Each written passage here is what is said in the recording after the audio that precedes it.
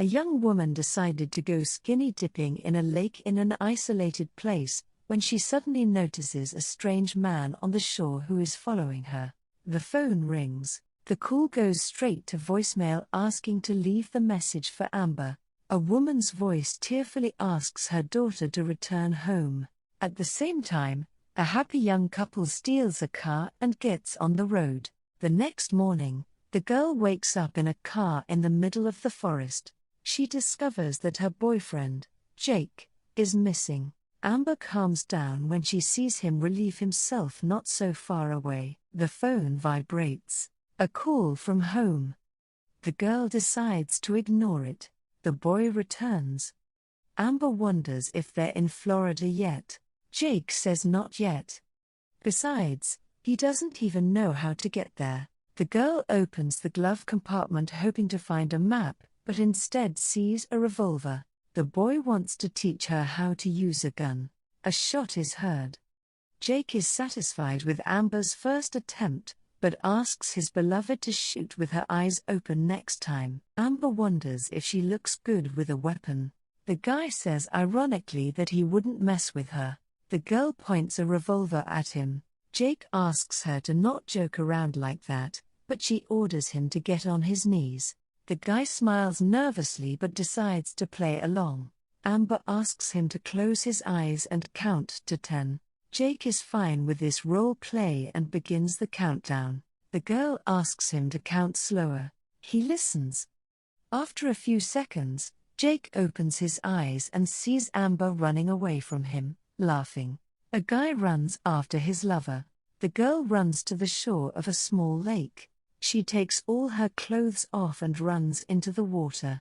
After swimming for a while, Amber is surprised that Jake still hasn't found her. Instead, she sees a stranger on the shore. He greets her and asks her how she finds the water. Somewhat worried, the girl says that the water is wonderful. The stranger notices that she is nervous and asks the girl if he is scaring her by any chance. She tries to stay calm and says that everything is fine. Amber decides to swim along the shore. The mysterious man slowly walks in her direction. Alarmed, the girl looks around and asks if he is following her by any chance. The man says he's just enjoying the view. Amber tries to ease the tension and jokingly calls him a bad boy. The stranger wonders if it is her car that is parked nearby. The girl smiles nervously and asks if he happened to see a boy here. The man asks her to swim closer, because he can't hear her. He asks for her name. Amber's cheerful mood is almost gone. She says her name while glancing at her clothes and gun. The stranger asks her why she is not at school now. The girl says she doesn't go to school. The man wonders if he might offend her boyfriend by looking at her. He then warns her that this place is very dangerous, since a couple of people drown here every year, and usually because they swim on their own. Amber does not want to show him that she's scared and says with a smile that she'll be okay, and swims away from the stranger. Staring intently, the man gives her a compliment. He likes the girl's hair. The tension is rising. Amber thanks him. It seems to the stranger that the girl is getting tired. He asks her if she wants to get to the shore. Amber decides to wait for her boyfriend.